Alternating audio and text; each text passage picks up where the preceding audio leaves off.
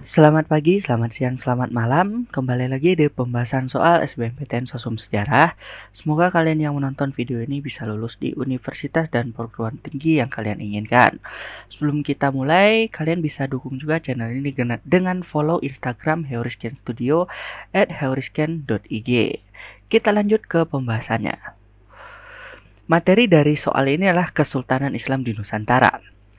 Mataram Islam adalah salah satu kesultanan besar yang pernah berjaya menguasai perdagangan di Jawa pada masa pemerintahan Sultan Agung. Namun setelah Sultan Agung wafat pada tahun 1645, tidak ada pengganti yang mampu mempertahankan kejayaan Mataram Islam. Akhirnya pada tanggal 13 Februari 1755, ditandatangani perjanjian Giyanti yang disepakati oleh Pangeran Mangkubumi, Sunan Pakubuwono III, dan VOC. Dampak dari perjanjian tersebut adalah opsinya A. Raden Mas Said diangkat menjadi pangeran dengan status yang sama seperti raja-raja di Jawa. B. Dinobatkannya Pangeran Sambernyawa sebagai penguasa baru Kesultanan Mataram. C. Pecahnya Kesultanan Mataram menjadi Kesunanan Surakarta dan Kesultanan Yogyakarta. D. Munculnya pemerintahan Kesunanan Kartasura yang dipimpin oleh Sunan Kuning. Dan E. Dikuasainya Kesultanan Yogyakarta oleh VOC.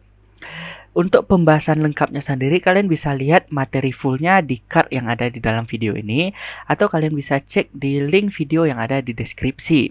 Jadi pembahasannya ada di materi Kesultanan Islam di Nusantara ya. Kalian bisa cek videonya. Lanjut ke pembahasan soal ini. Jadi soal ini bertanya tentang dampak perjanjian Giyanti.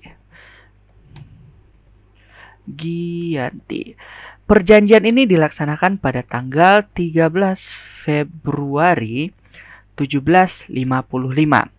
Perlu diketahui juga bahwa inilah tanggal runtuhnya Kesultanan Mataram Islam. Karena pada saat ini perjanjian Giyanti yang dilaksanakan di Karanganyar, di Desa Giyanti, Karanganyar, Jawa Tengah ya, dilakukan atas pengaruh VOC. Jadi ada pihak VOC yang terlibat di sini.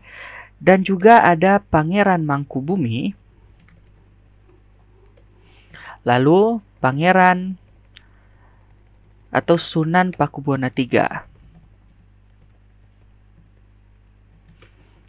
Perjanjian ini terlaksana karena pasca pewarisan tahta yang tidak selesai ya, antara Pangeran Mangkubumi dengan Sunan Pakubuwono. Jadi ada rebutan kekuasaan. Akhirnya atas campur tangan VOC, Mataram Islam dipecah menjadi dua, menjadi Yogyakarta dan Surakarta. Nah, Yogyakarta dan Surakarta. Yogyakarta diserahkan pada Pangeran Mangkubumi dan Surakarta diserahkan pada Sunan Pakubuwono III. Nantinya Pangeran Mangkubumi lah yang bergelar Hamengkubuwono pertama. Jadi itulah awal mula ya Kesultanan Yogyakarta muncul, dipimpin oleh Pangeran Mangkubumi. Jadi untuk sementara kan kita udah bisa jawab tuh. Jawaban dari soal ini adalah yang C. Pecahnya Kesultanan Mataram menjadi Kesunanan Surakarta yang dipimpin oleh Sunan Pakubuwono III dan Kesultanan Yogyakarta yang dipimpin oleh Hamengkubuwono pertama atau Pangeran Mangkubumi. Jadi jawabannya yang C. Namun kita lanjutkan pembahasannya. Setelah itu apa saja isi dari perjanjian Giyanti tanggal 13 Februari 1755 ini? Isinya terdiri dari 10 poin sebenarnya. Namun secara garis besar, yang pertama dipecahnya Mataram jadi dua ya, Yogyakarta dan Surakarta. Yogyakarta diberikan kepada Mangkubumi yang bergelar Hamengkubuwono I, lalu Surakarta diserahkan pada Sunan Pakubuwono III. Setelah itu Yogyakarta tidak berhak untuk menghukum siapa saja pangeran-pangeran yang terlibat kerjasama bersama VOC ketika terjadi perang antara Mataram dengan VOC. Lalu Yogyakarta harus menyerahkan sebagian wilayahnya kepada VOC dan kepada Surakarta. Lalu sebagai gantinya VOC nanti akan menyerahkan 10.000 rial per tahun kepada Hamengkubuwono pertama atau Pangeran Mangkubumi sebagai ganti wilayah yang diserahkan pada VOC dan Surakarta tadi. Setelah itu VOC itu berhak menentukan harga perdagangan barang-barang dagang yang harus diperdagangkan oleh Yogyakarta terhadap VOC. Jadi di sini VOC berhasil memonopoli perdagangan ya dari Yogyakarta. Lalu Yogyakarta dan juga Surakarta harus membantu VOC dalam memadamkan pemberontakan Raden Mas Said atau Pangeran Sambernyawa. Hingga nantinya Pangeran Sambernyawa tuh bisa dikalahkan ya dalam sebuah perjanjian nama Perjanjian Salatiga sebenarnya.